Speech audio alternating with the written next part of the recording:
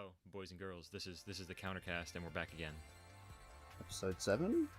Yeah, I think this is 6. Oh. Yeah, the mini episodes don't count. You should know this. Ugh! Oh, get with the program, Reggie. Get with the program, Grandma, Pop. All right, so this time we got a whole hootenanny and a lot to do. I've got a lot of pages written up. Yeah, there's a lot here. We've left it maybe a little bit too long, but just enough. Yeah. So there's plenty to talk about. Quite some time. Yeah. So I think we should probably start off with the Dawn of Majesty TCG exclusives. The hot new things. Yeah, let's Reggie, what are your political opinions on bees? I personally believe that bees are pretty good. This just in, the bee troopers. Newsflash. Bee troopers. Yeah, from the initial reveal of just Scout Buggy, which by itself was pretty decent, we've got like the rest of the support finally, and turns out, yeah, bee's good. Yeah, I mean it's really surprising that like when they announced all this, they actually like executed Galaxy Worm live on stage. But you know, whatever floats your boat. I can't believe they literally just old yelled Galaxy Worm. Like, they don't ever have to print him ever again. Well, Old Yeller would imply that someone liked them, but you know, don't worry about it. There's a little bit of sadness. Like, yeah, I used to play you because I had to. I'm sad I had to play it. Same. But it's we finally got a really good generic to insects insect deck, and it's really fun. You've got a bunch of ways to special summon stuff and swarm the field. You got a big old boss monster that either makes himself thick or brings out some more stuff from deck, and it's got a really good counter trap to go with it. Yeah, no, they're very impressive for what we've seen so far. Hopefully they keep this up for the next set. They're not without their flaws though, as I'm sure you know well. Yeah. Here's the thing: if you don't give a deck spot removal, it turns out Dino Wrestlers are a fearsome foe. Dino Wrestlers are good. I'm just gonna throw that out there. I don't blame them for not being able to topple the colossal combo of T-Rexel and Giga Spino Savat, but can't believe we got fucking Watt-hoppered by Dino Wrestlers. Watt-hoppered by Dino Wrestlers. We really do live in a dino society. Oh, this is so sad. Yeah. But no. Other than that though, they're pretty good. You can put these into pretty much any insect deck and be impressed with the performance, I want to say. Yeah, I mean, like, it's nice to see that Battlewasps are going to be competent now, because I really like those little dudes. Yeah, they were just missing that little bit extra, and that bit extra, things like wind engines like Speedroids, Wind Witches, I don't think couldn't really quite offer.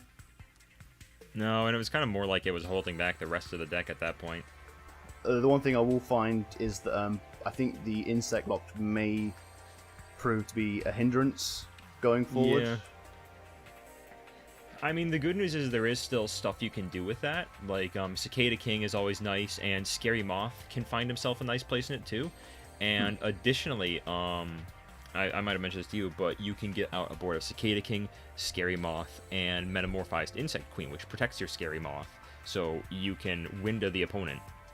Yeah, it was a pretty solid board, and it took, even in that little match we did, it took a lot of effort to actually out it, and it was pretty strong. Yeah, no, I'm really excited to be able to play these guys because I really like them. Shame about the rarities. Yeah, I'll be honest. Whenever I see something get an ultra rare, I just kind of like roll my eyes these days because like, yeah, whatever, that's fine. But whenever something gets a secret, it's like, oh, thanks for telling me I'm not allowed to play this deck, Konami. Yeah, but it's like they're like all supers, and it's like Scout Buggy's secret, Scale Bomber's ultra. I think so. I know the Big Boy Beetle is an ultra. I think the Link 2 is a super. I think they're all hollow except for the counter trap. The counter trap, which is which sucks a little bit because the counter trap is, I think, a one of because it's so easily recurable and searchable. Also, I will say, what was his name? Sting Lancer is fucking hilarious as a removal. Oh yeah, this is great. It's great too because if you run Parasite Paranoid, you can equip it to summon the opponent's monster. So the moment they get rid of it, you can either special summon Sting Lancer from I think I might be wrong if this is how it works, but once it leaves the field, you can either special summon that Sting Lancer from your hand, sorry, or you can have a insect engrave in order to disrupt their own grave for setup. Yeah, well, if your opponent links off the monster equipped with Parasite Paranoid, you have the choice to do either. So it's nice being able to like just hold on to that. But either way, it's good disruption. Like not many decks can deal with having monsters shuffled back into the deck from the graveyard. Yeah, no, it's nice too that it's like a quick effect like that. I think I unironically feel this card could be really much stronger in its own build in the OCG just because they have Max C. Oh, definitely. Being able to just like instantly set up Max C and have disruption on your first turn. Yeah, it's great. But yeah, I think what else was there for the exclusive? Because that was mostly what I paid attention to. Right, so the one-offs for Dawn of Majesty, there's DDD, Different Dimension Derby, and it's pretty much just like a single target banish. You can just banish any card on the field, but it's a trap. Yeah, but you need like a deck that uses normal monsters as material for shit. It's whatever. It's the weird thing is that when you look at the deck that could probably get the most use out of it, like a Blue Eyes Ritual deck, they've already got a continuous spell that does this, and I'm pretty sure it's searchable. Yeah, with Bingo Machine. Yeah, so it just kind of feels to be such a redundant card. The only thing it has as an advantage is that it's disruption. Like it's a trap, so you can chain it to something the opponent does, but yeah, it's whatever. Yeah, there are better cards you can play. Yeah, like Pazuzu! Oh, I don't like this thing. I don't either. Moving on. Baby Mud Dragon is a level 1 tuner that will probably do something degenerate with Noodle Flipper, since he can change the type or attribute of what he's used to synchro. Yeah, I had this in my notes where like I didn't put much thought into this, but yeah, because it's a level 1 Dark Dragon tuner, there's a lot of things that can just abuse this. Even without the effect, it's pretty fine. Yeah, I like tuners that can be treated as non-tuners because I like flexibility, but I definitely feel like this is going to start something stupid at some point. Occasionally, I think it'll be a piece of something, but if you get rid of the thing that summons it, it'll be fine. Look, I've suffered enough at the hand of Synchro Mud Dragon, okay? I don't need to be fucking Alistair Dark Fusioned and then Crystal Winged in the same turn. You can't do that to me. It's just how it's going to be. I know. And then I think finally he's the Night's End Administrator. Yeah, no, it's really pretty art. It is, and it's kind of a good card, but it really hinges on pulling those 3 copies of Synchro Chase. Yeah. Because otherwise you can't get the most out of your Night's End Sorcerer. Yeah, I think my problem is that like spell speed 1 graveyard removal is a little slow, all things considered. Oh yeah, there's no point of it being like just a standard effect in this day and age. But it is a spellcaster synchro, so I assume there'll be something that will find use for it. Yeah, I appreciate him more for the art than anything else. What else is? I think aside from that, for exclusives, there's Roten the Heavenly General, he's fine. Yeah, you can put him in a warrior deck, extra deck. It's like it's not as good as Summon Sort, that special summon effect. But yeah, I mean, you can't do that again. The targeting pop is kind of nice for how generic and easy it is, but I think that's all. But after that, the imports are mostly shit, but they finally brought over that Link 2 insect to link away any of the insect blocks that B-Trooper set up. Yeah, well that feels a little bit too late anyway, because we've had the Insector Link for years now. Yeah, but I think the major difference is that this one has entirely generic materials, like literally anything will work. So if you got like a nib token, just like get rid of that bitch. Okay. Yeah, no, I see where you're coming from. Yeah. And oh yeah, we got 2 cards for Bad Brains pet decks, but better late than never. Drelth and Iguanodraca. Yeah, it was people were getting quite nervous because was it Doles came out in King's Court as a holo, and it was just Doles. Oh, he was just a super though, right? Yeah, like one of the few hollow Tindangle cards. Yeah. But people are getting quite nervous that it may not. It may be another few months before they would bring in the other one. But no, not that long to wait. So and this one's important because this one actually makes Tindangles work. Yeah, I'm glad that they again, this is another deck that I'm glad that they kind of like looked at the issues. It's like, okay, we can fix this, and it's nice to see them finally get that because I think Tindangles are aesthetically fucked up, but in a kind of nice way. Yeah, you don't get like that many sort of like genuinely like, dude, what the hell am I looking at kind of cards. I mean, like not intentionally. No, like no. This is the good kind of fucked up. It's not the Salamangreat fucked up. Yeah, I also want to kind of disqualify old Yu-Gi-Oh card art as well from that. Yeah, well, I mean, that's the thing that's kind of nice about Tindangles is that they seem like a bit of a callback to some of that sometimes. Yeah, as for the Dino Wrestler one, that one was also like it's important, but like not as important as the Tindangle. Yeah. But aside from that, I think the main thing to talk about with Dama is rarities. Yeah. And there's one kind of emergency situation I want to talk about first, actually, involving the rarities. Despia Albert. Oh, I'm sorry, Aluber. Aluber. Let me. So when this card was first revealed, it was revealed by I believe a European. Yeah, European Yugi tuber. And people noticed something about the translation. It did not search branded spells and traps. It searched Despia spells and traps. Yeah. Which, there's only one of those. And considering that we had branded spells and traps in Lightning Overdrive, we could see they weren't going to change that. But this could have been a colossal fuck-up that made the deck absolutely unplayable. But as it turns out, for whatever reason, that is a European-only mistranslation, and the American, like, North American print is fine, and the database is fine too. So if you're in Europe and they're giving you shit for using it, it's like, no, let me search my branded. It's like, no, that says Despia. You just bring up the fucking database on Neuron. It's like, oh, okay, you're Gucci. Yeah, it was a stressful, like, week, like, seeing how that was going to pan out, but it makes sense that it would just be a fuck up. This is a very stressful week in the world of clowns. Kill Jester. Single honk falls off the cliff. Anyways, back to rarities. God damn it. God fucking damn it. Yeah. Every single good Synchron card is a secret rare. Because of course it is! This set is fucking Blazing Vortex all over again, but worse somehow.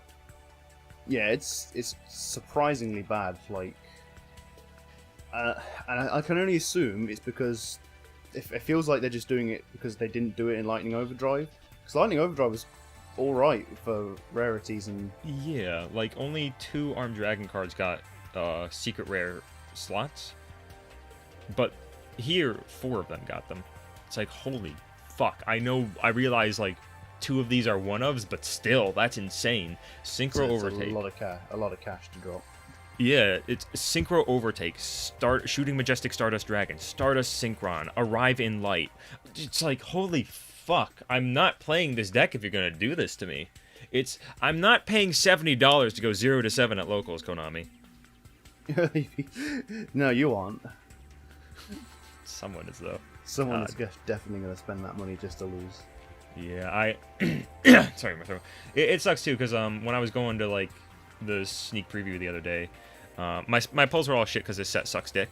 I saw one dude there, and he was really nice. I was talking, oh hey, you building Stardust, and he wasn't really aware of any of the new stuff. So I got to tell him about Shooting Majestic, and then he's like immediately, yeah, I'm gonna buy that like immediately. It's like, oh, you should probably wait a week. This is how the Konami business model stays afloat. Yeah, I just kind of hope he didn't like drop $40 on it and at least like wait a week, because I'd like for him to be able to play the deck, but you know, this is an expensive deck and I don't want him wasting his money. But yeah, yeah, Konami rarities suck. Sort that shit out. And Retort Fusion is now Ready Fusion, which okay, that makes sense. Like Ready Meal. Yeah. Oh yeah, it does. What the fuck did Retort mean? Retort was the weird one here. What did that mean?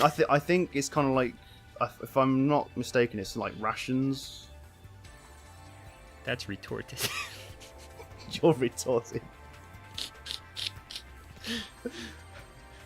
Yeah, it's I'm really glad that Messiah kept its name though.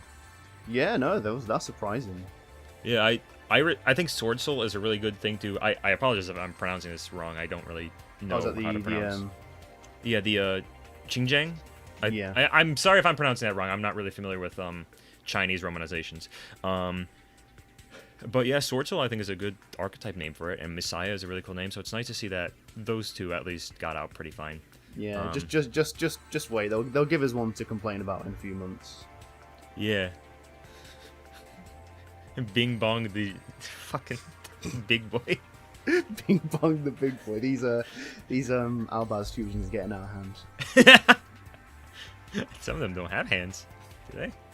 The dragons don't. All dragons have hands. I'm sorry, Majestic Stardust Dragon. I'm gonna post the thing here, but I was looking up like trivia facts on shooting Majestic because like I love reading up about connections between cards, and for whatever reason there were 3 things on his list. There's like, oh, this card has a number of similarities with has a number of differences from the other Majestic and shooting Star Dragons. Like this one has like this design that goes like this, this, and this, and this one's effect also banishes itself to do this. Also, this card has arms. It's so backhanded. Yeah, too bad the other ones can't backhand. Shit. It's just these really long descriptions, and this one has arms. Konami took my arms. She took my fucking arms! Well, maybe that's why King Calamity has 4. Uh-oh. Uh-oh. All the more to jerk you off with. That's how it keeps you from activating effects. Jerks you off all the time. God, it's like Ritual Beast, but in reverse. Oh dear. Yeah, the secret rare slots all suck and I hate them. I think the only thing I'm going to end up getting from them is Scout Buggy because I'm assuming and hoping he'll only be like $5 by the end of this. He was also like one of the promos they're giving away for the set, which is weird because like they don't give you... Sorry? No, carry on. Yeah, they don't give you the promo at the sneak preview anymore. You have to be entered into a raffle for it. It's like, come the fuck on. Oh, you have to enter a raffle? Yeah. For a monster that you need to own at least 2 of? Yeah. That's dumb. I know, it's weird. It's really scummy because they used to give away the promos. Like, I remember going to the Chaos Impact promo. It's like, here's this Gladiator Beast monster that thinks the damage step is still important. It's like, okay, cool. Yeah, well, I don't think promos have been this good for a while, though. Like, whenever I think of promos, I think of, Oh, shit. No, it's gone. It wasn't that good. Whenever I think of promos, I don't. Yeah, no, it wasn't that good, though. No, I think it was Token Collector. Yeah, you're right. Token Collector's actually pretty Yeah, decent now with Sword Souls coming out. Yeah, Token Collector will have its time eventually. Yeah. So. I think the only other things to talk about for rarity is that Wolfray is only an Ultra, and he's like $8 pre-release, which ain't bad. Yeah, for like no, a Nibiru, that ain't bad. I think in doing what they've done with the secret rares, they've actually pushed down some actually quite decent cards to just being Ultras. Yeah, like Vimana. Yeah, pretty much. Like the Chronomaly, the Level 9 Synchro. Gizmex. Yeah, Gizmex for whatever reason have their field spells as secret rare, but like the Frog and Naganaki, who is the tiny cock, are both only ultras, which is really great since Naganaki is really good for a lot of machine decks, a lot of niche machine decks, because it acts as a lone fire. Yeah, well, but in that same vein, the field spell is also quite good. If you look past the Floodgate, it's essentially part of Duality, but you have to add like a monster with equal attack and defense. Yeah, machine.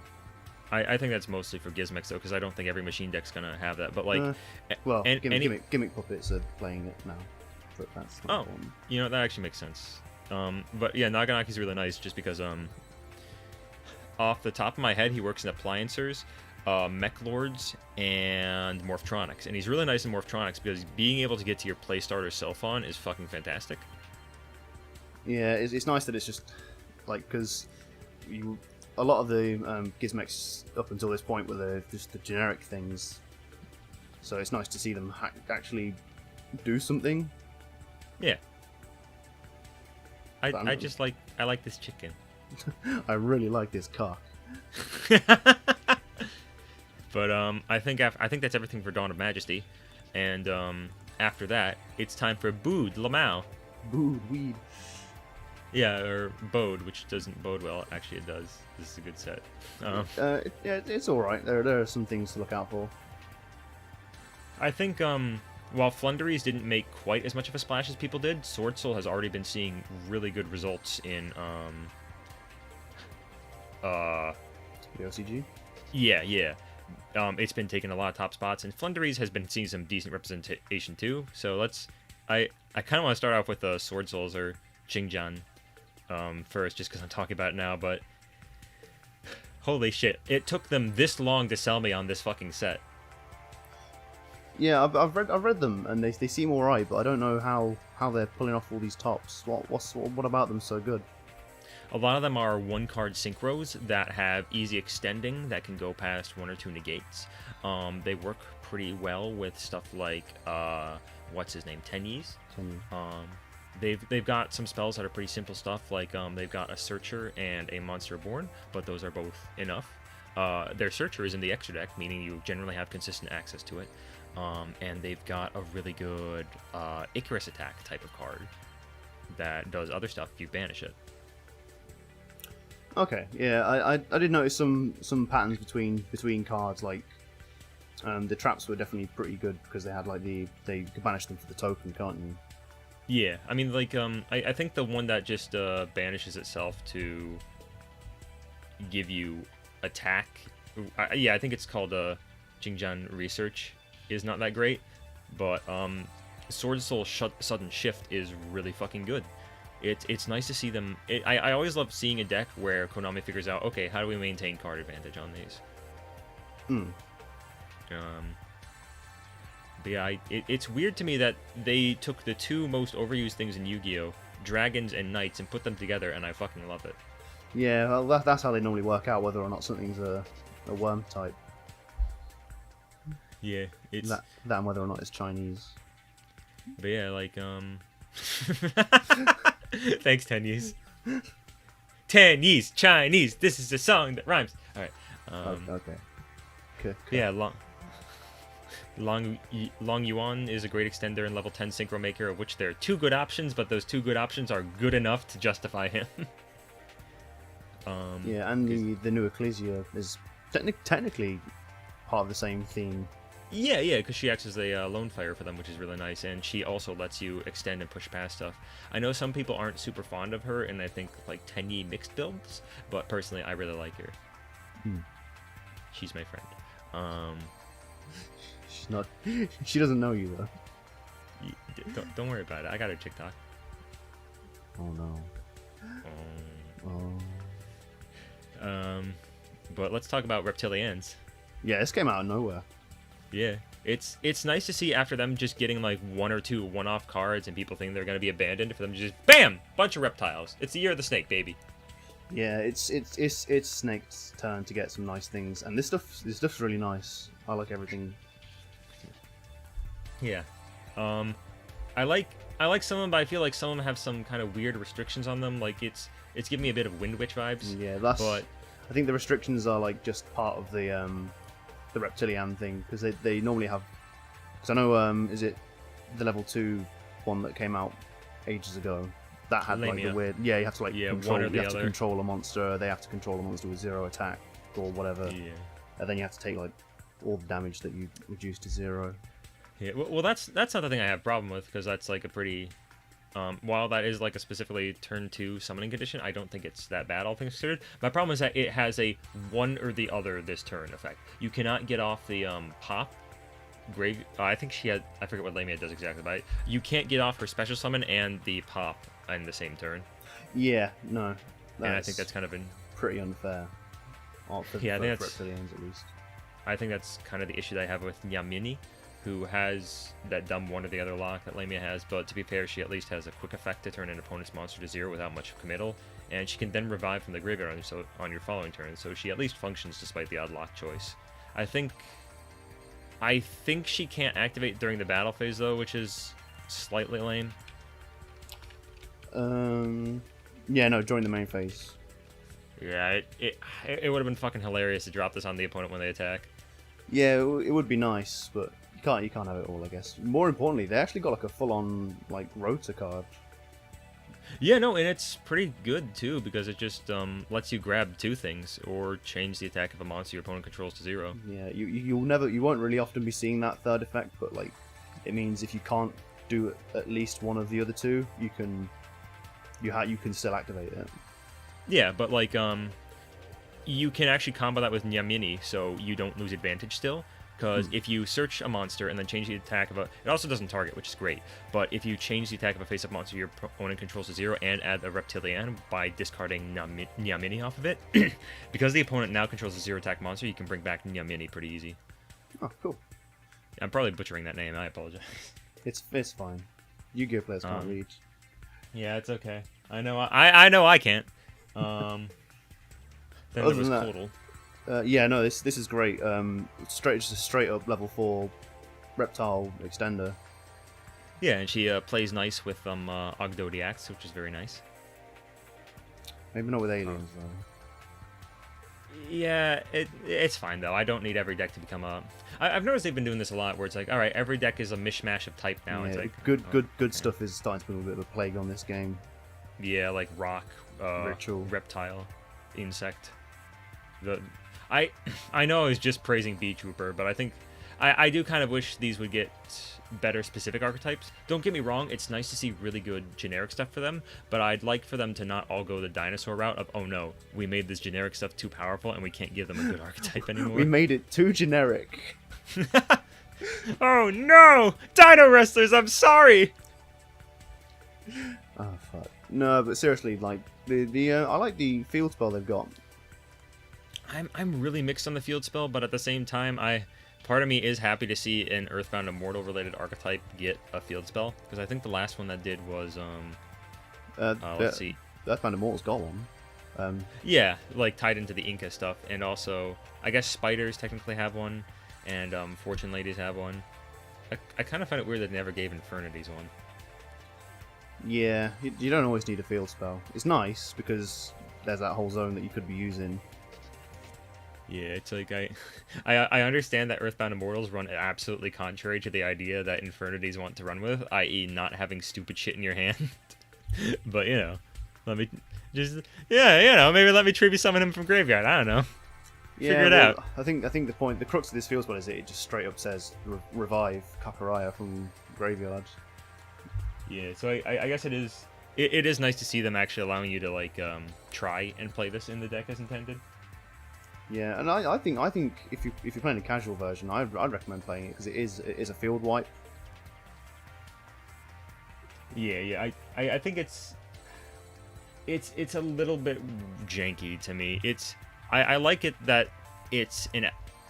I like field spells that are actual locations to a certain degree, and this one is like the Lizard Nazca line, which is nice. I've never liked field spells like the Ignister one because it's not a place, that's a bird. POV, you're in a Lizard Nazca line.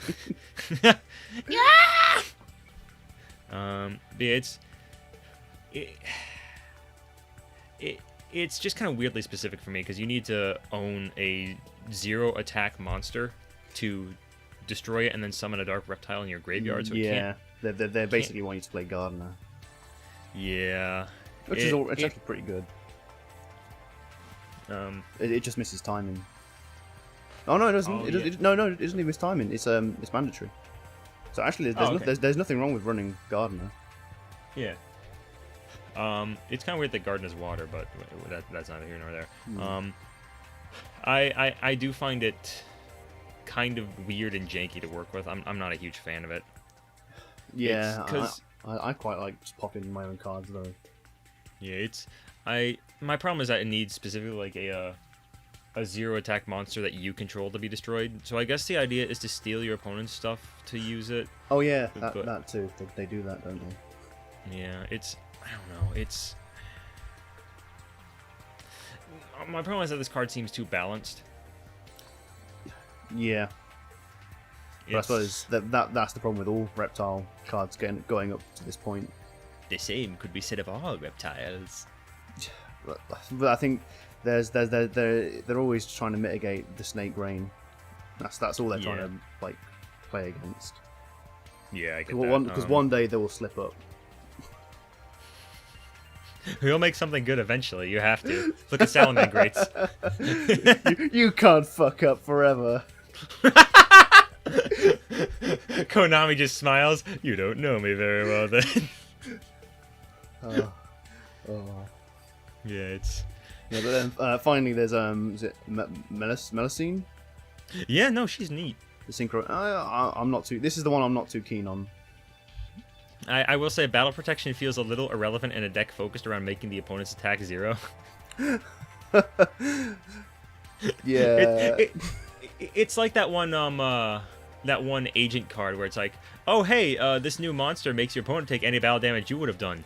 The field spell makes it so that you don't take battle damage in the first place. Oh. Thanks, Jesus. Solemn Johnson. But no, that's the Reptilians. Pretty much, I like them. Yeah, I'm a bit mixed on them because I think some stuff was a bit overbalanced, but I do like Melsine and Coldal. I do like how Melsine is a once per chain quick effect trigger turn to 0, not once per turn, but once per chain, which is really nice. Yeah, no, you don't get those very often, and considering it's like it's not a complete blowout effect, it makes sense for it to be like that. Yeah. But yeah, after those, clowns, again. Again. Oh, isn't it just the one clown this time? I think there's like. I know. There's the fusion 4 monster. clowns. Oh, really? 4? Yeah, like ad libitum, who doesn't do too much by himself, but he's great to use as fusion material since he brings back your banished shit, aka their second graveyard. The banished zone is now a second hand. Thanks, Thunder Dragons, you sons of bitches. Oh god, not again. Masquerade is a black flare metal type card and even has some recursion for decks focused around extra deck and ritual summons. Only downside is that the flare metal effect only works if it was fusion summoned specifically. And Jubilation of the Branded is really fucking interesting. Let me pull this up again. Yeah, because it mills any level 8 2500 attack and defense monster and then adds an Albaz monster. And it can send any of the Albaz fusions, obviously, but it can also send shit like El Shaddoll Construct and Borreload Furious for some other like really interesting plays. That's crazy. Like, this is something that's previously only been reserved for Cyberdarks! I would say Dogmatica, but Cyberdarks too, I guess. Yeah. You got way too excited for that. I'm way too excited about Cyberdarks. I want to play those bitches. Yeah, Stop delaying the deck! When is that coming out? Oh, they delayed it by another fucking week. It's in October. Damn. I mean, most players are only going to like throw the entire deck out and play one copy of World. Why only one copy? What was that deck I showed you where they just took out every single Cyberdark card? And it's just a Cyber Dragon deck with like 3 Cyberdark cards. Oh yeah, they'd probably use Claw, World, and Horizon. Yes, because they all search each other and they get shit set up for you, which is really... Yeah, I kind of find it funny how this actually ended up helping Cyber Dragons despite my initial reservations. I'm totally unsurprised and saddened. I kind of really like the deck. It's also funny to finally see an excuse for me to run Monster Express, but that's neither here nor there. But yeah, let's see. Yeah, Branded in Red is just another fusion spell for the deck that's also a quick play. Sure, why not? I'm still a little bit confused about how the clown deck functions, but whatever. It's clowns. It don't matter. Just enjoy the show. The clowns are funny. Clowns are funny.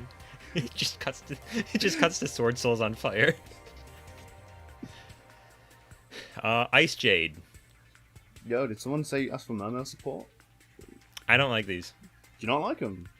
You kidding me? No, because they're really good. This is the same. Well, this is the same problem I have with Tri-Brigades in that this is not a deck. This is an engine. Yeah, I suppose this one's a bit more obvious though that it's just an engine because it's like 4 cards. Yeah, I mean, there's stuff you can do with them, but I hate how they're allergic to card advantage. That is the one thing that always like annoys me about a lot of cards, where it's like, okay, you get to discard 2 to gain 1,000 attack. It's like, oh, okay, hold on, Captain. Yeah, but Before you crash our ship into the rocks. At the same time, the rotor is like not once per turn in any capacity, so it is. It's crazy. So you can just pretty much add 3 cards of any of your choice to your hand. Yeah, I think as long as they're not in your graveyard, you're Gucci. These, I've tested these, some of these in my Shark build, and if you're running Coelacanth, they're not bad because you can use stuff like the Ice Barrier in order to mill Coelacanth, then add them to hand. Then you can use what was her name? Tremolat. Yeah, you use Tremolat to discard her to summon Coelacanth, and then you go off and you shit out 4 fish from deck. So it's not bad, and I think it's a good consistency booster. I'm just like, part of me just kind of annoyed with these cards. Why couldn't they just be a real deck? Yeah, it's really infuriating. I don't know. It's nice for them to throw a bone to like water decks every now and then. Like it just needs terms of like more good stuff. But yeah, like we said before, good stuff seems to be a bit of a growing recurring problem. theme. Yeah, it is nice to see Water Aqua get a deck that seems pretty pure for the time being, because like every time those decks get something, it seems to be all 3 of them mixed into one: Sea Serpent, Aqua, and Fish. I think Fish has had exactly 1 pure archetype, and that is Fishborgs. And the only good one's banned. Yeah, that really says a lot about the fish society we live in. But this is so sad. Can we sink Atlantis? Done and done.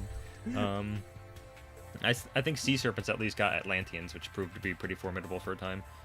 And Aqua's got frogs, didn't they? Oh yeah, no, you're right. I forgot about them entirely. I probably wanted to.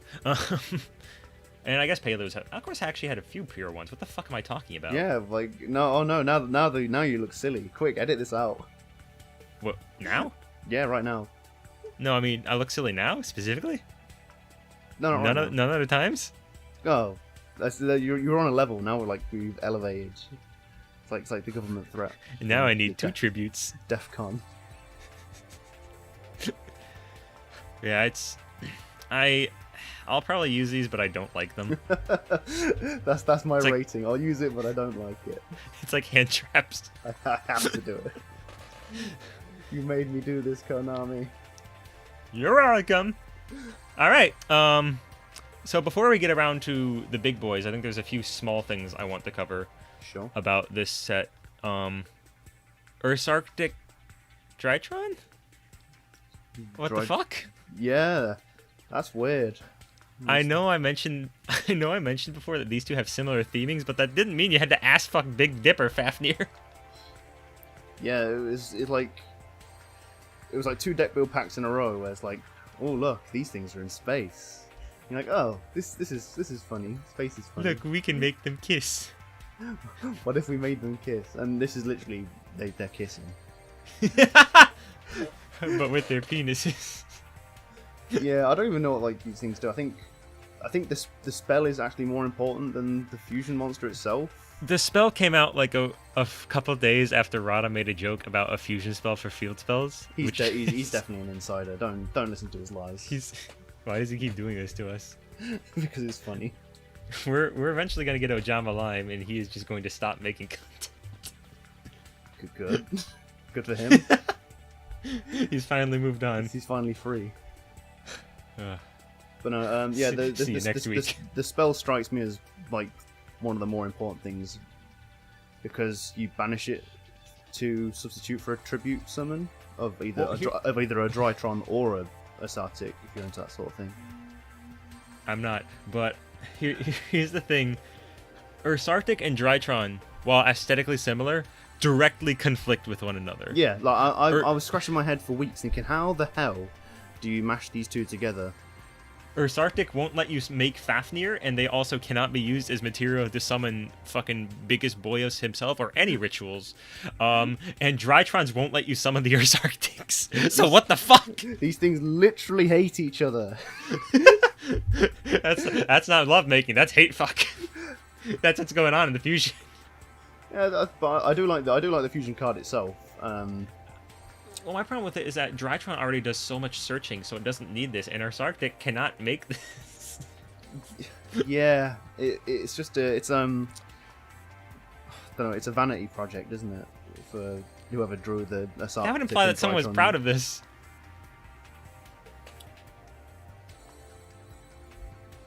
Oh, I've lost you. I got you there, don't I?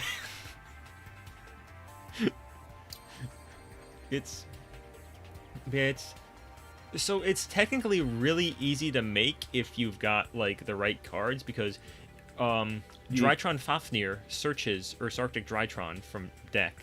So all you gotta do is get Alpha Thuban or Ursarctic Polari onto the field, and then you can make the fusion. But why would you do that? Yeah, one of these things is way easier to do than the others, and it kind of feels like you have to run bricks in the form of the Ursarctic cards to improve your Drytron deck.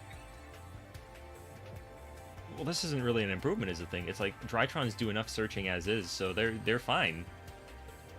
And it's not like it feels like a harder thing to do in Ursarctic to put the Drytron cards in. I mean, like, the good news is that for Ursarctic, it's probably easier, considering all I need to do is run 3 Fafnir to search Ursarctic Drytron. I guess. Because, like, they can make Polari pretty easily, I think. I mean, they'll go minus 20 million, but, you know, that's the Ursarctic way. But yeah, this is... I just don't know what the fuck they were thinking. It's one thing to make a card that supports them both, but one that's supposed to make you run both in the same deck? It's asinine. Why Alpha Thuban? Why does the fusion only search for the effort you need to put in? Why did this happen? Let's talk about the Starry Night orbital. I like that card. Yeah, no, like I'm dead pleased with Starry Night orbital. Yeah, no, it's surprising to me that he actually turned out pretty good. I thought he looked bad at first until I realized you could continue to revive him and tribute him in order to get off more searches. Yeah, pretty much. He's just not consistency engine. What's the one? Recurring. Yeah, like resource. That's the one. Resource engine. Resource generator. Yeah. And he's good for the grind game. I mean, granted, they'll probably just pop whatever you search on their turn, but I appreciate trying to set up a little neat loop. Yeah. What they need to concentrate on now is actually being able to get it to hand, because, like most fairy decks right now, there's just not enough ways to get to what you want. Laughs in Herald. Apart from that one. Not you. Never you. Never you. Get out of here. It's okay. I love you, Divider. Fuck you. You cost too much. I know. That's like the second time I've ever splurged on this game, and I shan't do it again. Until the next time. Part of me might actually shell out on Sword Soul. I don't know. You're probably likely going to. Yeah, because I really like Sword Souls, and I really like Drytron, so I'm having fun with the meta while I can, boys. There's a new Man-Eater bug that's a level 4 for some reason. I'm so disappointed by this. Imagine being more disappointed in him than in Galaxy Worm. Galaxy Worm at least tried. This this thing was like, yeah, you remember Man-Eater bug? Here he is again. They didn't even really try to do anything like outrageously different. I want them to allow you to set another Man-Eater bug directly from deck. Yeah, no, that would be actually quite novel, because it's advantage, and you wouldn't expect that from Man-Eater bug. I wouldn't expect them to achieve anything. Yeah, no, that's just it. And level 2 would be the obvious crawler support, and level 3 would have helped other insect decks. Level 4 for insects is such an awkward position at the moment, because there's only a handful of level 4 insects you'd ever want to run. Level 4 in insects is like anchovies on pizza. No, because anchovies on pizza is good, dude. That's fair. I don't think I've ever tried anchovies on pizza, actually. Yeah, don't make claims for things you don't have no understanding. Look, I was gonna say pineapple, but I tried pineapple on pizza. It's not bad. I'm indifferent to it. That's fair. I can't do it on the quality that I'm not a fan of pineapple. Oh yeah, that's totally fair. It doesn't help that but before we get off too off topic, it's like pineapple's very acidic. It's very tasty, but it will literally like dissolve the roof of your mouth if you eat too much. Yeah, I don't like the idea of ham and pineapple. Maybe bacon and pineapple might do it. So just something a bit more salt. Maybe, I don't know. But speaking of plants, Sunvine sowing. Oh, I thought you were gonna go for that dragon thing that looks like a pineapple. Oh, that wasn't this set. Shit, Man, I should have. fucked up the segue, dude. No, no, my segway's on fire. I'm going off a cliff. Oh, just like the inventor of the segue. I was gonna say, you motherfucker. I'm sorry, Mr. Inventor. I'm sure you're a nice man. I'm sure he was a nice man. He invented the segue. He couldn't be a bad person. I mean, for real though, it kind of sucks how he dies because he literally just like died doing an act of courtesy. He's like, "Oh, I'm gonna move out of the way so this guy's dog can like move," and he accidentally fell off a cliff doing it. It's like he didn't deserve that. He didn't. It's really sad. You shouldn't laugh, but it's just not sad. Laughed. Fuck. I'm sorry, Mr. Segway Man. I'm sure you're lovely. John Segway. Yeah. But yes, Soldier Palm Fengli. That is the dumbest name you could give any animal. Oh, the TCG name will be much worse. Pineapple the Cum Man. Segway inventor. I'm trying to find it. It's actually pretty good though. Like, it's like Glow Up Bulb, but he's reformed from prison. bring back Glow Up Bulb. Ban Hockey Firebracks already. Yeah, it's. I think Fengli is kind of nice, but needing monster effects specifically is a real bitch. Yeah, it's the Lightsworn issue again, isn't it? Where it's like, we went through this with the Lightsworn Cat Girl. We don't need this again. We went through this with just Lightsworns in general. Thanks, Wolf. Well, Wolf can be milled by anything, but Fearless needs to be specifically milled by a monster. It's like, come on, give me a break. Wolf can't be milled by anything. He's in your hand. I know. I played Lightsworn and Duel Links. I had so many goddamn times that fucker showed up in triplicates like, hello, hello, hello, fuck you! Sorry, what was the previous thing you were going to switch to? Oh, Sunvine Sowing. Okay, not quite as exciting.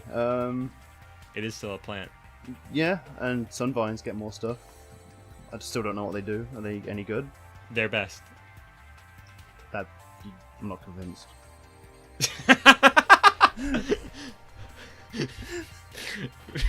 But yeah, they make a board, and I guess they've got kind of like a Harpy's Featherstorm situation, but slightly worse. Oh, okay.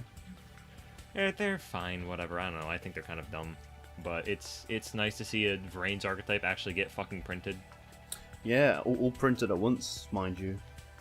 Yeah, but I think there's two more big archetypes that I want to talk about in this set, and one of them, you know what it is. The other one, stop making heroes! No. So to be fair, D heroes is a little bit different to like just regular old elemental heroes.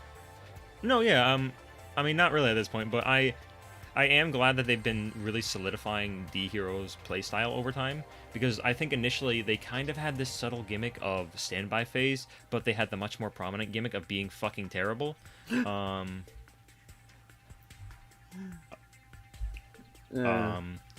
But they've also recently, with the next wave, introduced self-destruction as a kind of thing, and with this latest wave, they've been working more with that in the form of boys like Phoenix Guy, who is a really interesting choice and a cool retrain of the one elemental hero fusion that Astra used, given that he provides a quick play pop but needs a level 6 or higher hero in order to make thank you based malicious, and if he's destroyed by card effect, the next standby phase he brings back a dead Destiny hero, and as it turns out, right? Yeah, as it turns out, the OCG has figured out that snake-like Destiny fusion. This is their replacement for Dragoon. Oh. I think this one's way more manageable, though. I think it's less stupid, but I do think this is the thing that might put Verte in an uncomfortable spot. We're slowly getting there, hopefully. Yeah, I like the snake, but Here's the thing about Verte. It is very easy to design around him in the future, given that unlike Halqifibrax, he does not go for an inherent category of card, but what you fucking name them. So if you want to give your deck a fusion spell, name it Big Combo Time instead of like a fusion spell, and Verte can't touch it. But the problem is that there are some of these older fusion spells that either due to being uniquely terrible, like Red Eyes Fusion, or actually pretty decent, but with a lock that Verte bypasses. Or he might not bypass, I don't know. Or like a lock that doesn't matter to Verte, he can kind of fuck with them if they get the right fusion monster. Yeah, and it's just being able to like just summon it and tack on one last fuck you to whatever board you make. Because he bypasses restrictions of fusion spells in most circumstances. Yeah, I really think they should have like at least dark locked Verte. Verte is kind of a weird card for me because I appreciate him on the basis of making Sacred Beasts playable, but I kind of hate him on the basis of not being a Predaplant card in anything but name. Yeah, we've gone through this at length every time he comes up. Yeah, this point just comes back to bite the hand. Yeah, but Phoenix Eye is a good card, and you're probably going to see him a lot, which, you know, is good for me, an Omni-Hero player. Then there's Denial Guy, who is a good body that gives you a third copy of Malicious, essentially, and summons himself. Denial Guy is just really fucking good. Yeah, no, I did take a look, and I was like, first thing I looked at was like, yeah, that's for Malicious. We're not bringing him back to 3. Just put the second one back. It's fine. Friendship ended with Celestial. Denial Guy is my new friend. It's just the stages of grief. He's called Denial Guy because he denies you hurting his friend's feelings. And the last thing is Break the Destiny, which skips your opponent's main phase 1 by destroying a Destiny End Dragoon or level 8 or higher D hero. Which sounds quite easy to do. I don't play heroes, but that sounds fairly easy to do. I think I've heard of MBT working on a turn skip thing, but at the same time, MBT only runs 1 Ferris, so I don't think he knows what the fuck he's talking about. But it can... I don't want to publicly shit on Yugi-Tube, so I'm just saying, run 3 Ferris! If you throw the gauntlet down now. Hopefully he's gonna come after me. Yeah, well, no, if he cares. He probably won't. But yeah, it can also banish itself from your graveyard to back row search something that specifically lists a D hero's name. D-Force, baby! Yeah, that's good. Yeah, no, these are all pretty good. Heroes playing Foolish Burial Goods now? Maybe. I still need to experiment with it, but my experiments so far have been kind of weird because Foolish Burial Goods in combination with Ash Blossom and other hand traps kind of leads to your hand being a bit less optimal than you'd prefer it, but I don't know. I'll definitely have to do more testing with it because I'm a bit split on it. I think D-Force from the other set is definitely a good card to run 3 of, but it is kind of... I don't know. I want to get to D-Force, but I don't like the clogging. That's my issue. Yeah, I'm sure they'll find a workaround. Yeah, but now, the big boys of the set, proving that no matter how bad you can get, Rockets will do it worse. Rockets. Revolver time, bitches. Oh, what the fuck is Reloaded Cylinder? This has fucking nothing to do with Rockets. Fuck you. Yeah, but okay. Revolver. It's like a gun, isn't it? Guns. Revolver. Cylinder. You should take a gun and blow his fucking brains out. Okay. So let's just say the cylinder's not important. Yeah, it probably took a spot off them, but I think it's cool. I mean, I like Magic Cylinder. Everyone like has a soft spot for it because it's actually quite hype. I mean, my problem with it is that, okay, publicly revealing that you're activating a battle trap from deck, like setting a battle trap from deck, is the smallest brain move you could make. Yeah. And that is my problem with these cards. But it's better than Mirror Force launches adding Mirror Force to your hand. At least it actually sets it to the field. It is, but my problem is that, like, they'll probably have, like, a negate on board by that point, or they'll negate Reloaded Cylinder. Or destroy the Magic Cylinder on field, etc., etc. Yeah, it's just... It's for your fun casual deck, where... Eventually, I reckon in a sealed format that I could see that like.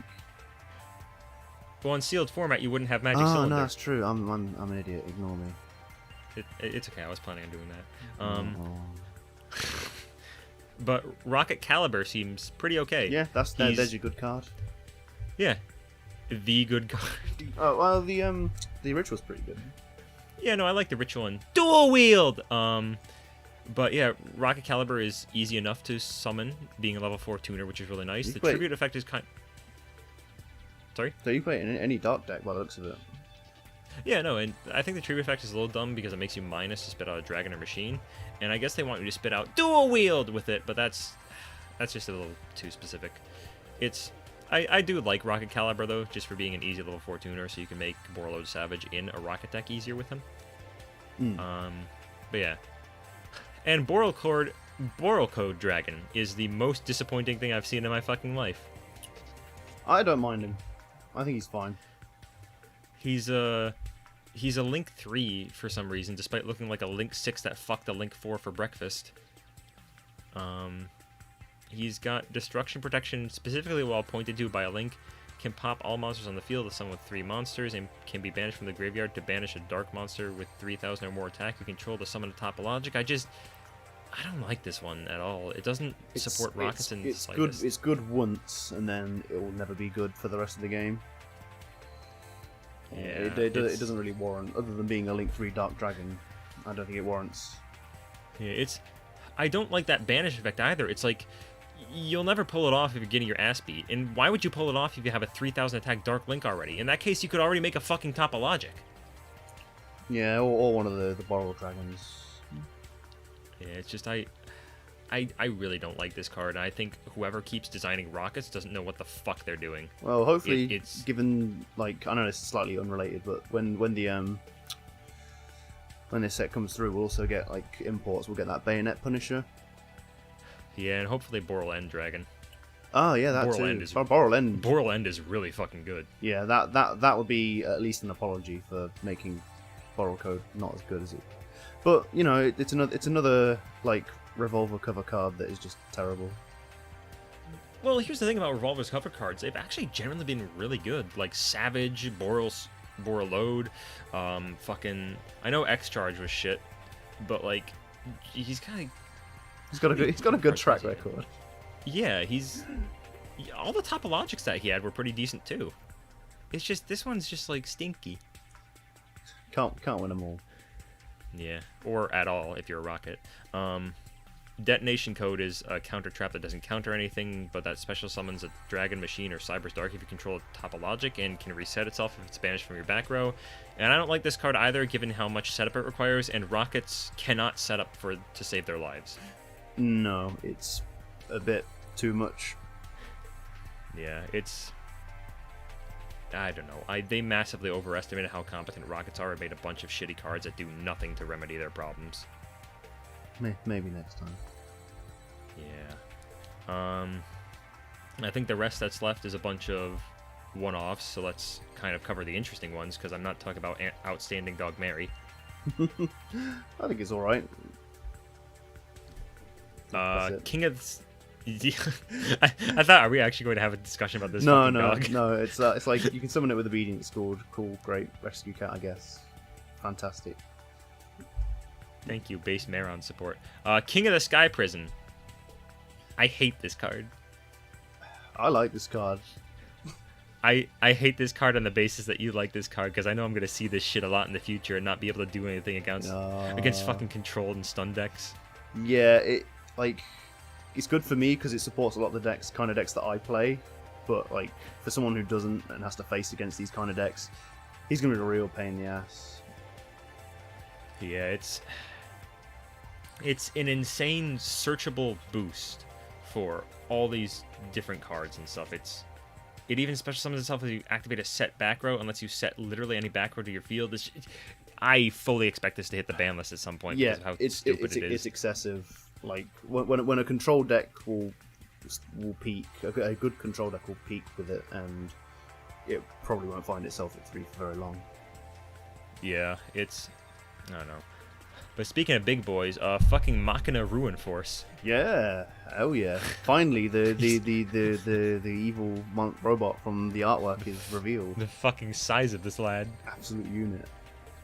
He's an easy enough summon method, which is nice. and it's got a really weird like negation effect during the battle phase only by having your life points, and if he's destroyed, he summons 3 banished machinas. He's fine.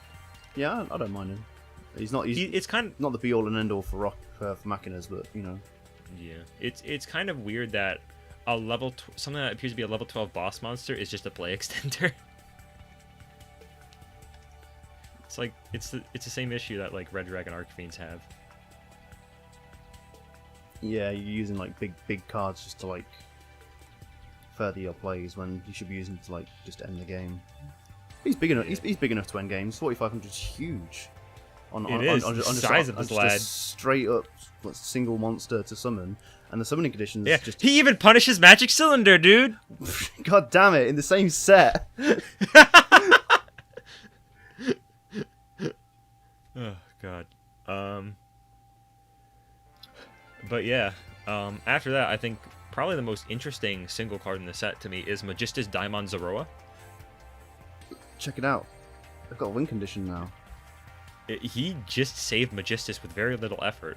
He acts as a floodgate for a card type like Ritual or Fusion or whatever. And I don't think Ritual actually, but like Fusion, Ixie, Synchro, and Link, and can even revive himself by popping a Majestis. He's really good shit. He's also really nice to see in other spellcaster decks that can make synchros, like Pen Magicians actually have a pretty decent board with this guy. In that sort of similar vein, Fortune Ladies could probably make use of it.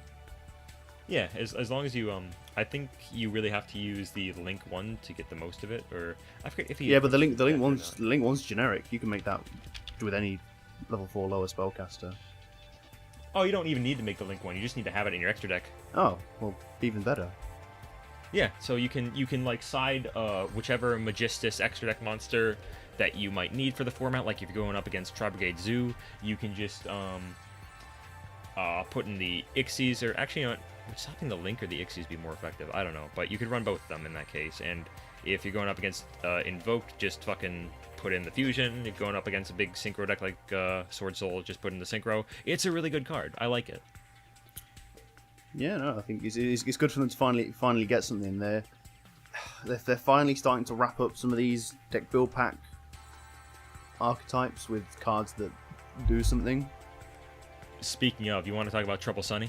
I like Trouble Sunny. And I think they tried to Sky Striker Live Twin by like giving them constant support over sets, but it's always the waifu decks. But it was getting to a point where like they're getting all these cards, but at the end of the day, all they're doing is making the 2 links, and that's it. That's all he's sitting on. Trouble Sunny is great, really good.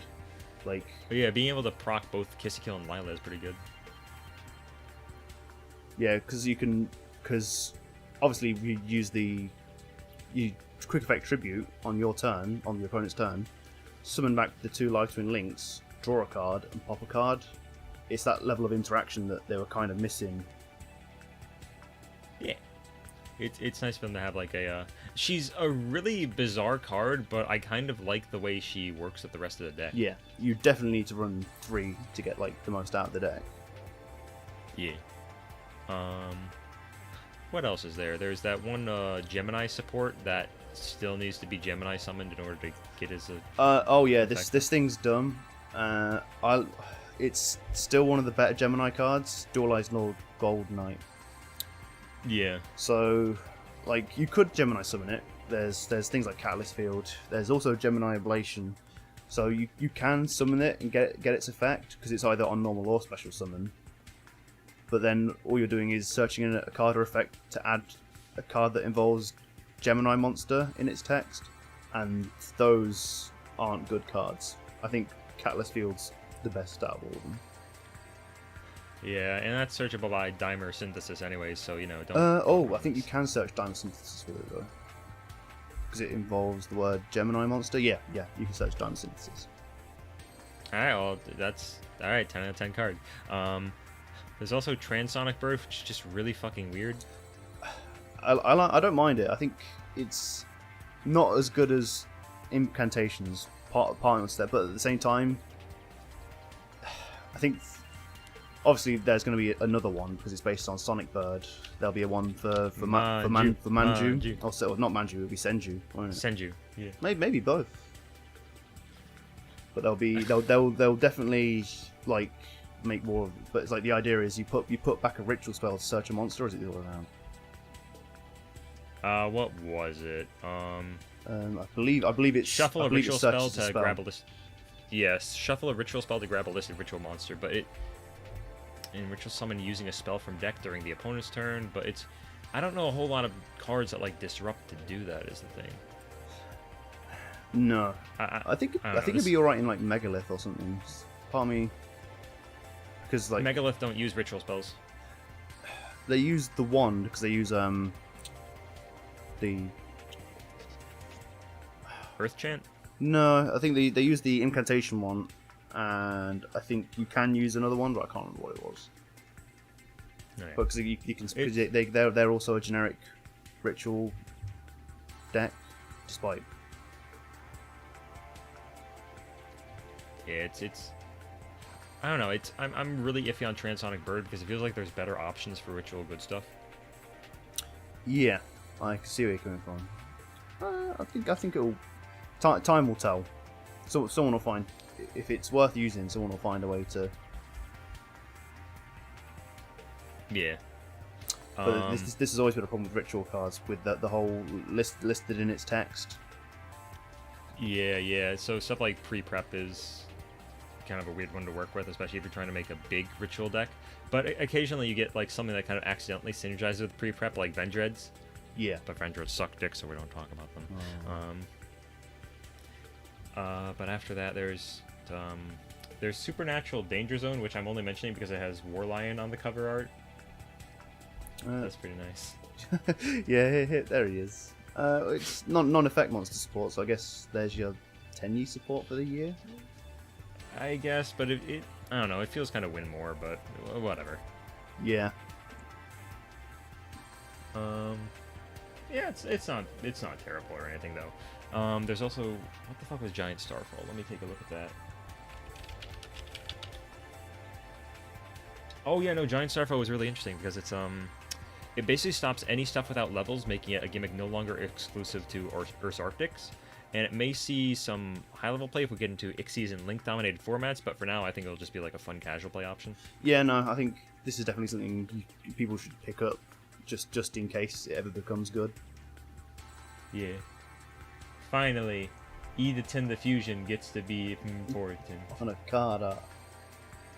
I don't even know if that's his fucking name, and I don't care. He sucks. It's either Shura or Edaton. Yeah. There's also Night Flight, which is a way to entirely shut down a monster as long as both you and the opponent run it, which can be key in the mirror match, but just run fucking Crossout Designator.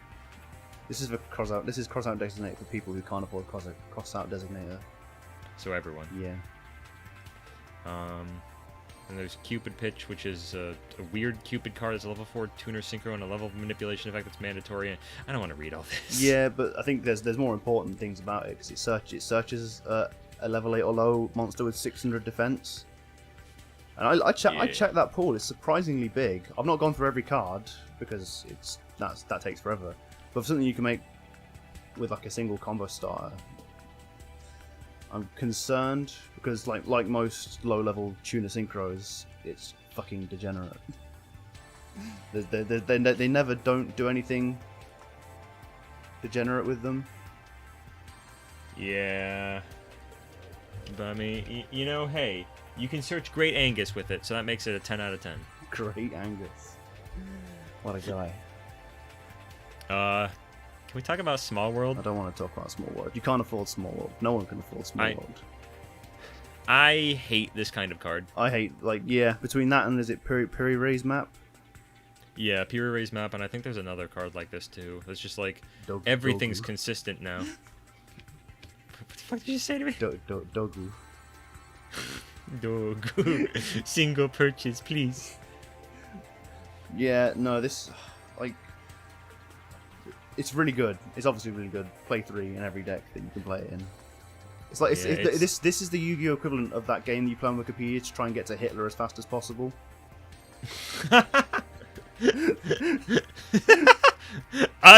You see, Kaiba, I've searched Hitler from my deck already. You can't do that, Yugi. Fuck you. I fucking hate this card so much. I wish it didn't exist. Yeah. I think everything else is weird. There's Mutering, who is neutered. The Laundry Trap is a weird mill card, and there's Stained Glass of Valley. I don't care about the rest of these. Whatever. Yeah, a lot of unremarkable cards. This reminds me of Lightning Overdrive, where there's only like one like standout card. Which was one that the Drytron stuff. Yeah, where it's like there's only one card really to look out for, and it's Small World. Yeah, but like we'll probably talk about our sets on the overall, or our thoughts on the overall set a bit later, because we've got plans, big boys. Don't worry. Oh, babe, we got content. CONTENT content. Agent deck remainders. They actually finished it. Yeah. I was surprised. These are actually really good. I like these. They're simple, but they work, which I think is all they needed. Yeah.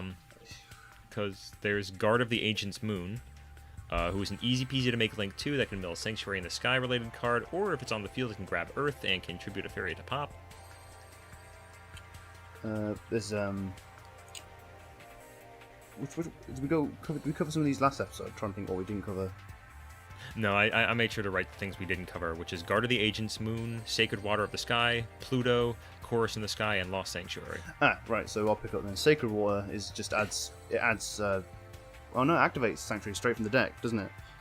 Or adds a card, or adds a card that specifically lists it. So this is good in other decks, because I know there are some other fairy decks that run or mention Sanctuary in the Sky. Yeah. It's nice that it activates this card from deck so you can't get ashed, and the only thing I think people can do is obscure shit like Herald of the Greenlight and fucking whatever the side frame that stops spells is. Oh, Alpha? Sure, why not? It even gives you a life point boost, which is really funny, and some battle protection. It's really nice card. It's that card that just does everything. Yeah, I always appreciate when they make a card like this that's like it has a very simple consistency or searching effect, or just something that the deck needs, like a negate, and then adds on some extra stuff for fun. It's the same reason why I like cards like a Red Bar, Dragunity, a Red Bar, because he's got a really good negation effect, but they also said, hey, you can banish anything you destroy by battle too, which would not be good on its own, but because it's already a good monster negate, it's like, yeah, sure, we'll go with that. Yeah, and I think these last two cards that came out, like, finally definitely put to rest some of my concerns. Oh, don't forget Pluto. Oh yeah, yeah. No, well, Pluto was part of my concern, because at the end of the day, like, you had to have Sanctuary on field or in the graveyard just for a quicker flip.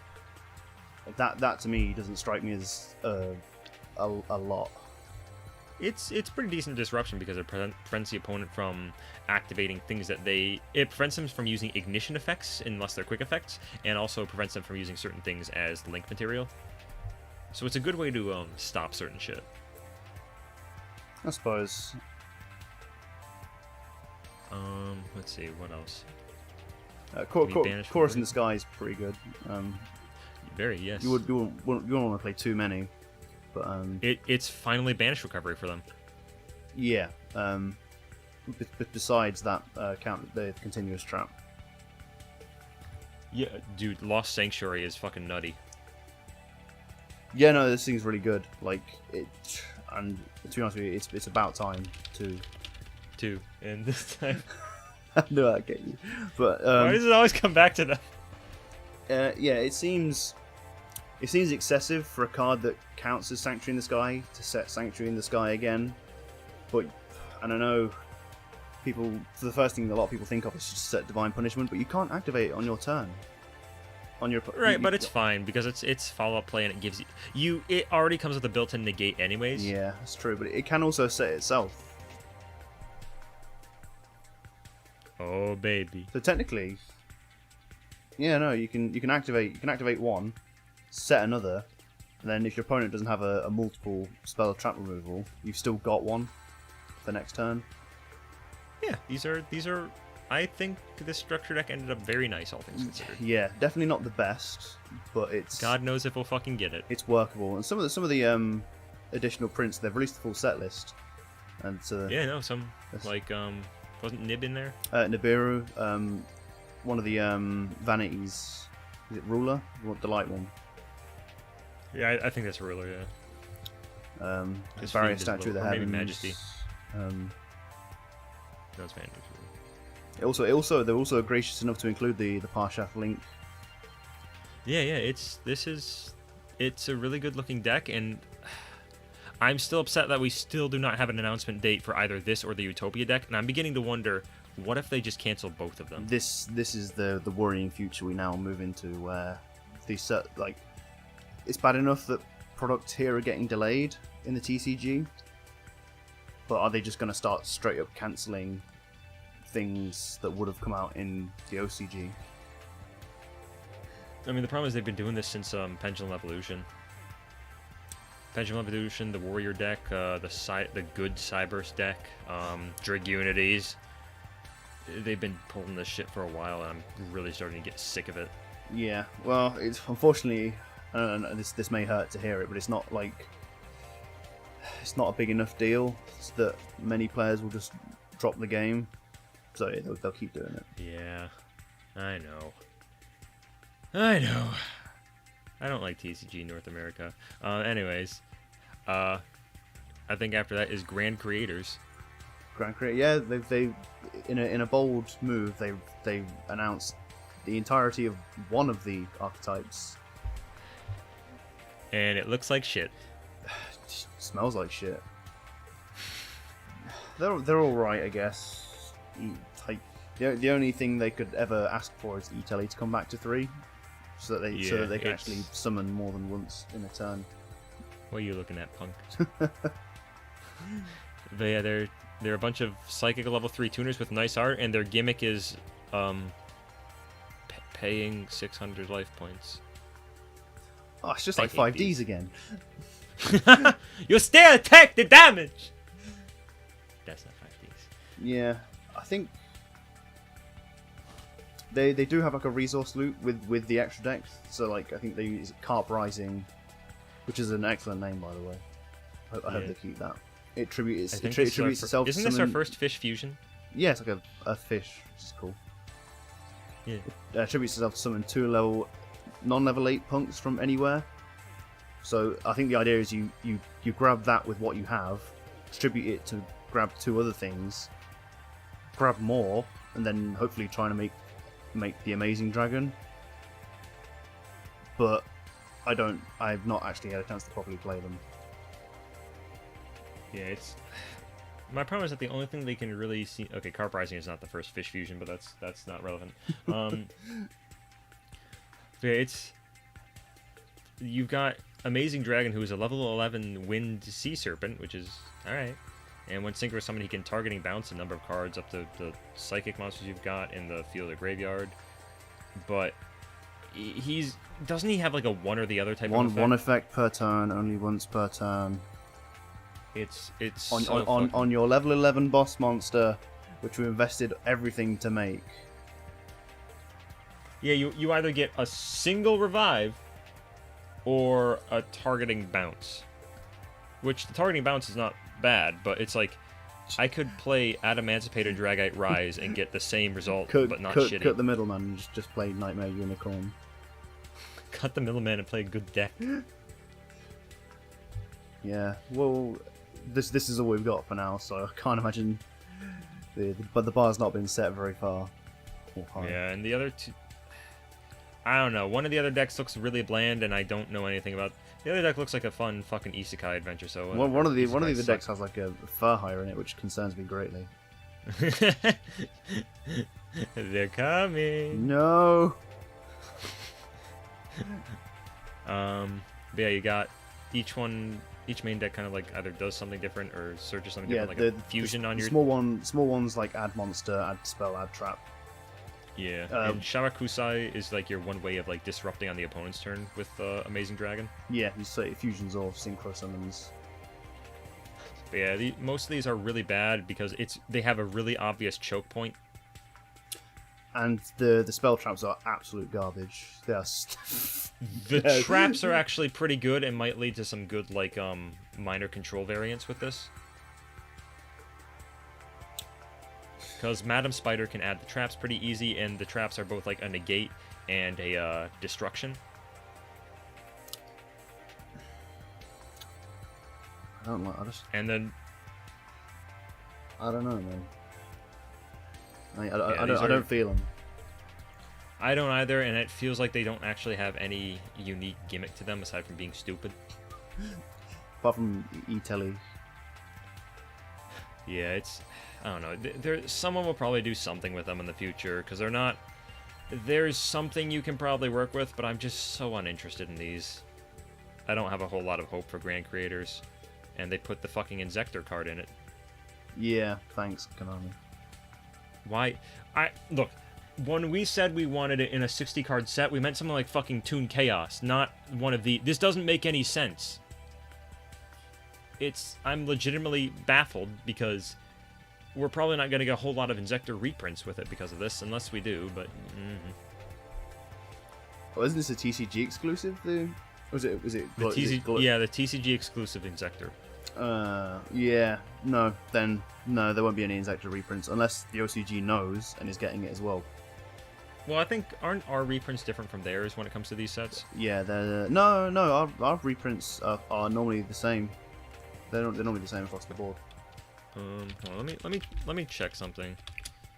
I want to check the difference between set size and Dark Saviors real quick, just to see if there's... Okay, in English, it is 60-card set, and in Japan, it is a 45-card set. So we do get, like, more reprints. Oh, okay, then... Yeah, so there is a chance of us actually getting a few Inzektor reprints, which would be nice, because Gigamantis, Zecalibur, and Hornet all are dying for a reprint. Galaxy one, man. Go fuck yourself. He's back again. And about time too. And this time he's level 3. Scout Buggy replaced him. Scout Buggy took the fucking kids. But yeah, the Inzektor spell, from what they've described it as, sounds okay, but these are the same people who hyped up War Rock, so you know. Yeah, but didn't they tell us what it actually did? Kind of, but they might be leaving out an important lock or restriction, because they say, oh, you can either special summon or equip an Inzektor straight from deck. So I'm assuming either an insect locks you or like requires you to control an Inzektor beforehand. It's going to need to be like that way, otherwise it's just any special summon from deck. No restriction. Hey kids, you want a quick lunch? Yeah, it's just one way to get me to like stand up and wait for you to finish your combo. Thanks, Ritual Beasts. But yeah, I initially had on my list written down Tin's next month. We know jack shit. Tin's now 2 months away, I believe, and we still know jack shit. Yep. Well, that's whatever. Tins are tins. And yeah, I just want to know the reprints, because I know we're gonna get bad promos. Yeah. Well, we don't know if they're bad. We just know they're. I do. You've seen into the future. Yeah, it's called having 20/20 hindsight. We're in 2021 now, my dude. You can't have that anymore. Oh no, my eyes! Give me them. So I suppose there's some jump promos, which aren't very good. They're both bad. Outburst Dragon is really fucking bad. He explodes your monsters, Dark Locks you, can only use its quick effect to go into Dragon Links, or most likely Dark Dragon Links, of which there are none that really provide able disruption. I hate him. Just play dual wield. and there's this new sorry dual wield. And then there's the new fairy monster, Victoria. She sucks. Yeah, like oh, she supports fairies, and you're like, oh yay, and yeah, she supports them in the same way as a crippling gambling addiction supports my family. All right. We also know that Hidden Arsenal Chapter 1 has a Guizarm import, which is okay to see, and Nacheria Cherries, and of course the most important card is on the cover, Royal Knight! Finally. Something I can add with Ice Barrier. I was getting concerned, man. Really worried that I wasn't going to be able to use Ice Barrier to its full potential.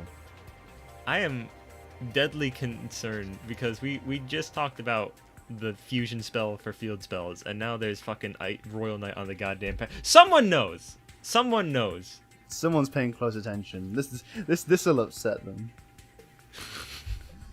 Nah, this I think we spoke about this the other episode, and there's nothing. No, the set's gonna suck cock. Yeah, expect a lot of very cheap, very easy to get. I don't want to say staples because there aren't that many staples from that era, are there? I think Cycle Reader will be the most relevant thing we get.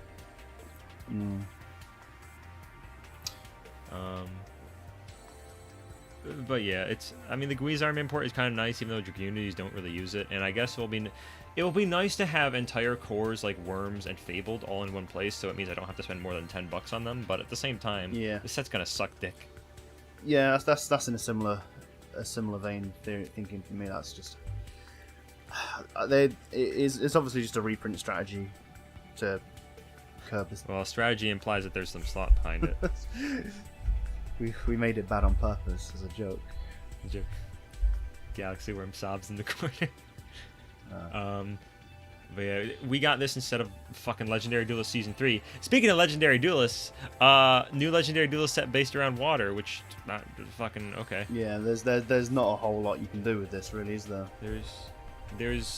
We're discounting Mako because he already got in, and it's not like characters that have 2 archetypes so they can double dip. He has 1 archetype and it isn't an archetype and it sucks.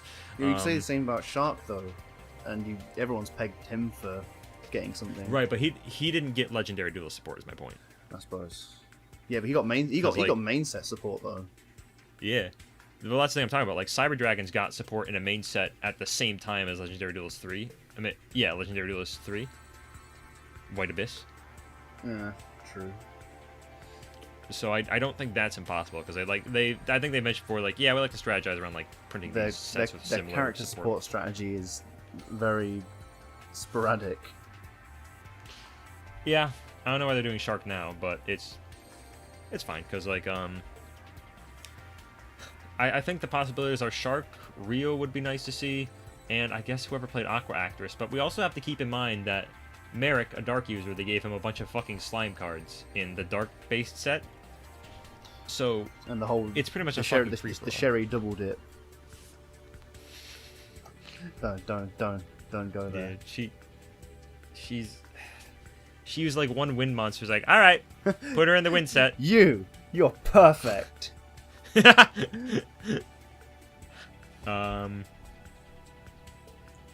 What else was there? Master Duels. I'm trying to think of more water characters because I can only think of 3. Oh, I'm still going on that. Yeah, there's not a whole lot that I can think of. That Cloudians. Cloudians. Oh yeah, Cloudians. Cloudians.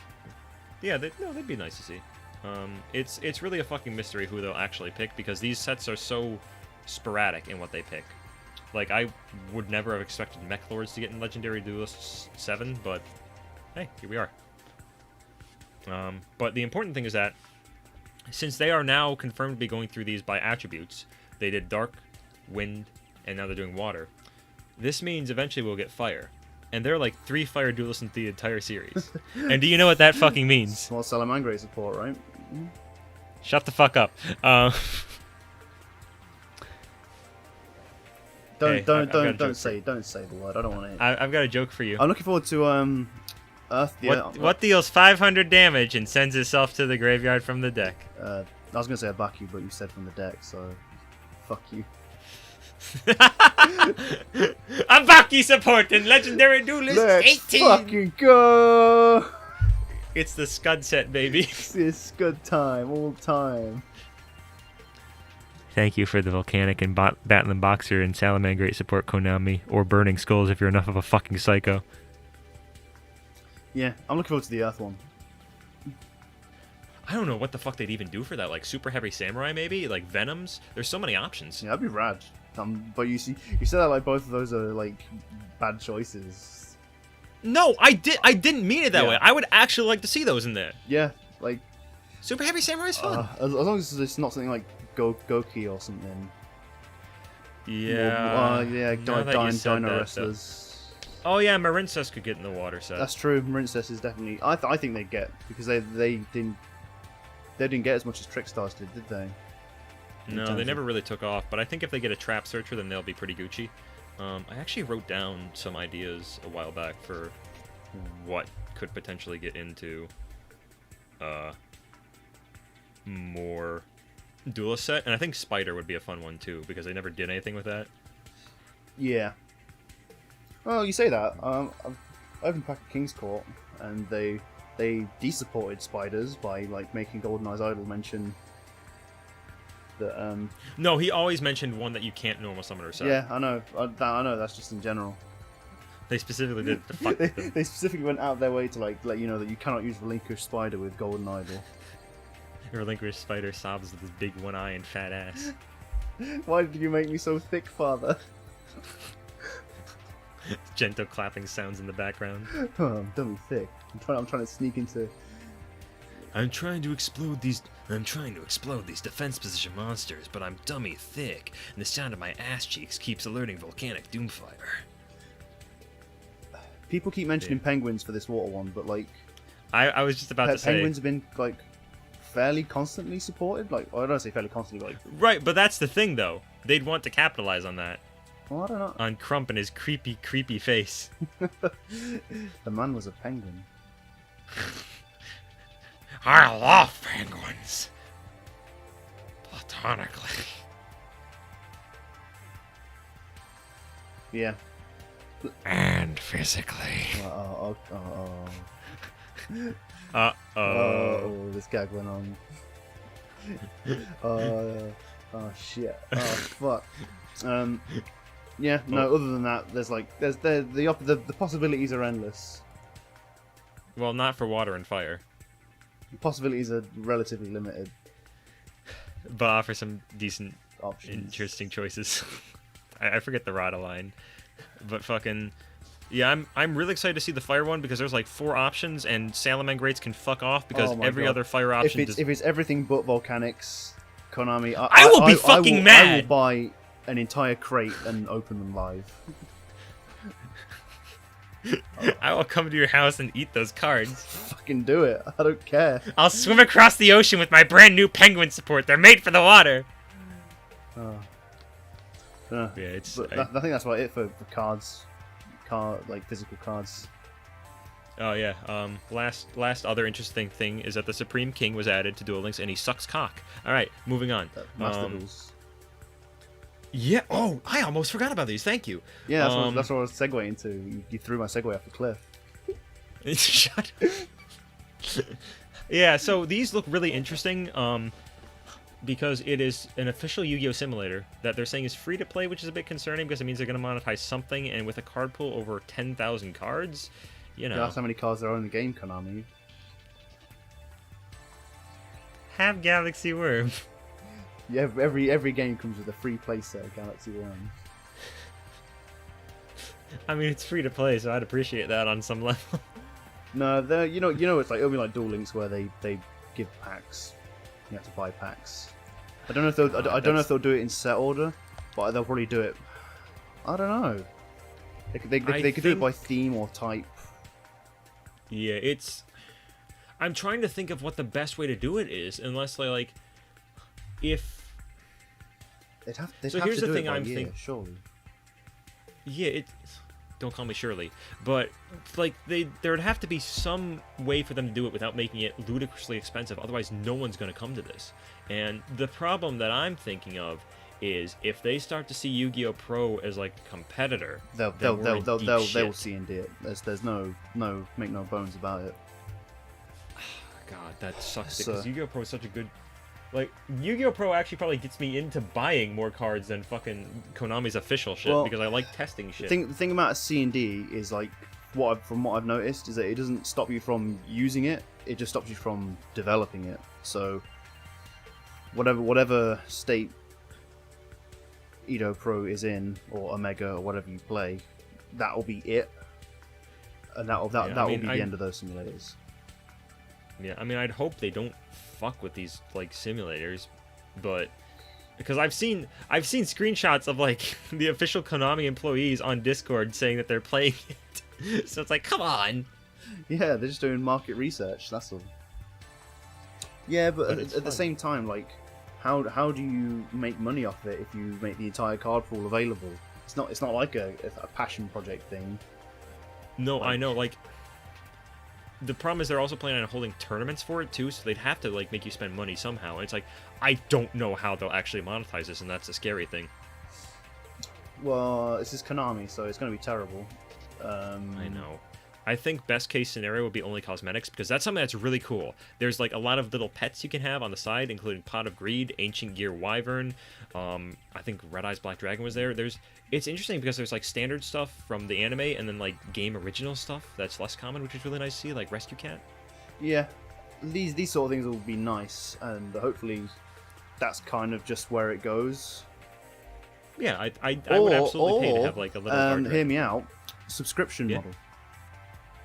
I don't think that would be bad. That would be pretty good, actually. That would be much better if you just paid like, I don't know, what's the standard MMO subscription, like $10 a month. Yeah, that's not bad to be able to compete and have the whole card pool. Yeah, no, that'd be pretty good. Yeah, I'd be down for that. Yeah, again, this is all speculation, so it's kind of worthless, but it's fun. But the last thing we want to talk about is we are halfway through, I believe, Series 11 of the Yu-Gi-Oh! Boosters. Damn. We have gone from Phantom Rage to Burst of Destiny, and I the Duelist put Reggie... to Burst of Destiny. Oh, yeah, you're right. Fucked that up. No! And I figured now would be as good a time as any to force Reggie to rank them with me, starting from number 6, the bottom, and going to number 1. So we'll do these simultaneously, and we'll kiss after each one. So what is your number 6? My number 6. You see, I've rated them out of 5, and both my two lowest are kind of I've rated at 3. So for my, I'm gonna say Burst of Destiny at the minute is currently my lowest. It's got some good things. I like seeing things like the Reptilian support, keeping like the reptile thing going. Flunderies are cool. They're definitely unique. Whether or not they're good, this stands to reason. There's still time. The Soul Sword also. It's nice to see another competitive thing come along, but like things like the revolver support, D heroes, obviously hero players having their wallets rung again, and Small World, just for Small World, I'm just giving. That's why I don't like this set. And there's not as much interesting extra support, like you know how all the one-offs. Yeah, it seems like they kind of trimmed those down for this set. Yeah. Like a lot less individual legacy And cards. I get it, you can't do it constantly, and maybe this is them because like the previous set, Dawn of Majesty, there's definitely a winding down of that. But Dawn of Majesty is a much more interesting set. So for that, that's why I say that's the least good set. Yeah, I think. What was your other lowest rated one? Next one up is Lightning Overdrive. Yeah. I'm gonna let you go through your whole list, and then I'll go through All mine. right, I think that's more fair. conducive. Lightning Overdrive mostly gets in above Burst of Destiny because there's just a lot more pet deck love. So a lot of cards for just old forgotten decks that are good, and I think the general like the introduced stuff like the Amazement, Utopic stuff's good, the Rose Dragon stuff's good. Nothing really here is just terrible except War Rocks. But one of my minuses was that it's just like this. There wasn't any generic like staple cards in that set, was there? No, not as far as I remember. Like, I'm looking through the list right now just to see if there was anything. Not as far as I can see. The closest was Book of Lunar Eclipse, but who the fuck is playing that? Exactly. We're meaning things like Herald of the Diviner ended up floating to the top and being one of the more expensive cards in the set. Yeah. Right, so Next up. Oh, actually, sorry, I had another rated 3. But I'd say it's on a similar level to Lightning Overdrive, and that's Blazing Vortex. Once again, just keeping up all the pet deck cards. There was just loads of nice little things for unused decks at the time, or decks that were just like starting to stagnate. And obviously things like Pot of Prosperity, the nice generic power card for everyone to play. And all the introduced cards were nice. I enjoyed Springans. Arm Dragons were good because they shedded the levels, like the level gimmicks.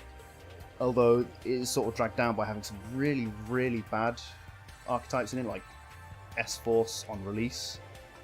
Awful. And War Rocks. War Rocks. But that's pretty much it. Like, you could definitely see, like, given how the sets were going at the time, they were slowing down because like they had a lot of enthusiasm going in from Rise of the Duelist, which is my next one. Because they introduced they brought in things like the Dogmaticas, which is good, but then they had Gaias, which is bad. But then they had like fun things like Melfi, which is good. But then they created Albaz, which is bad. Can I go home now? But it also, like, because it was like fresh into the era, it was tying up a lot of the old Reign stuff, which was still quite fresh, still cool, and they also wrapped up the Infernobles, which were at the time meta-defining, along with other decks. But also the one-off meta cards were really good, things like TTT and Droplet. So I gave that a 4 out of 5. I thought that was a pretty good set. Yeah. Next up was Phantom Rage. I think it was slightly better than Rise of the Duelist because it had a bit more focus, and once it had shedded like the previous series, it was able just to move forward and do some cool things. Like the Phantom Knights Raid Raptor mashup, Tri Brigade was cool. As much as I hate Virtual World, it was very good. But then it was also the start of things like Dual Avatar just coming out and doing nothing, and Mutants who got done very dirty. But yeah, it kept like it's a very consistent thing for all these sets. But all the support was really good. But I think Phantom Rage definitely has some of the better ones. And the one-off meta cards like Zoo King, Zeus, and Warning Point were very good. Which leads me to my final point. I believe that Dawn of Majesty is one of the better, like the best card, the best set out of all these ones so far. Mostly because I'm biased for bees, but like there's things like Gizmex, and the Chronomaly support was amazing. The new Stardust stuff's pretty cool. But despite everything good it did, it kind of I'd already put it at a 5, but like it got let down by the rarity distribution. Yeah. But the imports were good, and it kept up the support like momentum. Yeah. Real Tindangle hours. Oh yeah, baby. Anyways, I think my list kind of like splits from yours in a lot of ways because like. I'm gonna start at number 6 and work my way up to number 1. But my number 6 was Blazing Vortex because I'm looking at a lot of these from both a pet deck aspect and kind of like a meta aspect. And Blazing Vortex introduced exactly one card of value to the meta and not a lot else. You know, fucking good old pot cards, Konami's last resort for a sellable set. Armed Dragons were neat to see as a way to revitalize the level mechanic, and they did it in a fun way. It was not meta or anything, but it's a fun, goofy deck that's good to see back in action, especially with some of the weird shit they did with it. But Blazing Vortex also introduced some pretty underwhelming shit, like the Metal Foe support and the fucking Wind Witch support, and a whole lot of it just kind of seemed like a wet fart in like a dry summer. Just, I don't know. It also made Armed Dragon Catapult Turbo better, but so that's sick. And it made War Rocks. War Rocks. Fuck War Rocks. War Rocks. War. Fuck you. My number 5 is Dawn of Majesty. And as far as I can tell so far, like at least looking at OCG results, this set hasn't achieved a lot in terms of the meta, but goddamn, I love what they did for Majestics. The rarity bumping was absolute bullshit, though, which makes me kind of hate this set more, especially since at my sneak preview I didn't pull a single card above a super rare. It's a really, like, the Majestic support was a really great execution of an old bad concept, which seems to be what a lot of these recent sets have been about, which is nice. But yeah, we might have to wait and see if it has any impact on the Western meta, but I kind of doubt that it will. Retort Fusion is really its biggest and best selling point. B Troopers are pretty based, which is what puts us above Blazing Vortex for me. I don't blame you for that. Yeah, I can't name too much in Dawn of Majesty that really stood out to me. Like, I can't think of a whole lot of archetypes I was interested in because I couldn't think of Gizmex doing too much or whatever else was in that set. I know despias will probably be alright, but I don't care too much about them. And number 4 for me was Lightning Overdrive, because it gave some really good stuff for Drytron, cementing their meta status after Carrier and Ben 10's unfortunate accidents, which caused them to drop off for a bit. And it additionally provided the base of a new wave of good Utopia support, which has continued in shit like the Structure Deck and finally made Rank Up Magic searchable. Get fucked, Utopic Zexal. And it gave Ignisters a few new tools, which actually prompted them to be launched into Rogue status, which is really nice to see. And it's good stuff. Warrock still sucked dick though. And my number 3, this is where we're getting to the big boys here. This is big boy hours. Rise of the Duelist. Gaia is a shit deck, and this was a shit attempt at tying it together. But Dogmaticas were a deck with a unique gimmick that they stole from Cyberdarks, and have done incredibly well for themselves even today, proving to be really flexible and giving new life to decks like Shaddoll, while generally also dominating the beginning of any new format. Additionally, support for stuff like Fluffles and so on was really fucking neat, especially having like a quick play fusion from hand. And new hand trap staples like Droplet and Triple T, aka the card everyone forgot about that's still expensive for some reason. But yeah, Rise of the Duelist is pretty good. I don't remember what archetype did they even make a new archetype for that one in TCG? I don't care. Not for TCGs. No, because that one was all imports. Good. I miss imports. Give me White Mirror already, you bastards. My number 2 is actually Burst of Destiny. I might be being premature about this deck, but Flunderies alone seem to be a pretty strong contender for the meta. I mean, they fold to a hand trap and back row removal, but by fuck, if they get their board situated, they can be a real beast. And OCG has had some decent tops for them, but Sword Soul were the ones that really popped up out of nowhere. They dominated a lot of meta tournaments, not tier 0 or anything, but they've dominated a lot of meta tournaments in the OCG, and they've proven that they're pretty flexible and good, all things considered, despite their synchro lock. It's good to see like 2 meta decks come from the same set, and I like some of the other stuff too, like the hero support, which will be fun. Thank you, Based Green Snake. And Small World is another interesting card that I hate. King of the Sky Prison will prove to be a nightmare, but ultimately there's just a lot of good cards and good value in this set. It legitimately might be the first time in a long-ass while that I buy a box of a set. But yeah, I like Burst of Destiny. And number 1 is Phantom Rage. People initially kind of ignored this set because like, Tri-Brigades won't do anything. Oh, they did. I've done that joke like 3 times, but fuck you, I'll keep doing it forever. Tri-Brigades have turned out really fucking good. Virtual Worlds are pretty strong and still get some rogue tops every now and then. Fucking the casual support like UAs and PKs were pretty neat and combined archetypes in an actually sensible manner instead of like Ursarctic Drytron. And yeah, Phantom Rage has just proven to be way more powerful than people thought it would be initially, and it's really fun, and it gave me Infernity support, so I'm pretty happy with it. It's pretty based. It gave us mutants, which were cute. Mutants. And yeah, give me a little kiss. Mwah.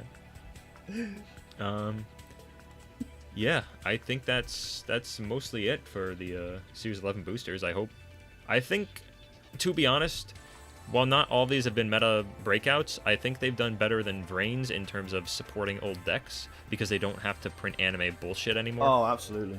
No, without a doubt. Like, I know every set is always going to have filler cards, but I prefer for those filler cards to be fun and desirable, at least. Yeah. Like... Well, I think more or less, it's not the anime stuff didn't prevent the main archetypes from coming out. It prevented the side archetypes from coming out and support. Yeah, which is why it's nice to see them kind of dead now, because I can finally get Infernity support in a set without having to give a shit about what the fuck the anime is printing. Like, fuck clown. What is Oh, I'm sorry, Flick what Clown. is John Vrains up to now? Who cares? Just cuts to a kid shoving a block in a square hole. Have I summoned a Goki yet? No. That's it, boys. We did it. We're finally How about time here. two? God, God, stop! I think we've got brain worms. Don't I think bait the we've got reference. brain galaxy worms. Brain galaxy worms. Galaxy brain worms. You have no monsters in your brain. You summon him. He summons another one.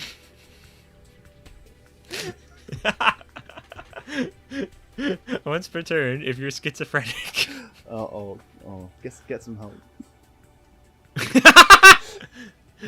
That's it, boys. Remember, mental health is important. See a psychiatrist and talk to your doctor. Goodbye. Bye.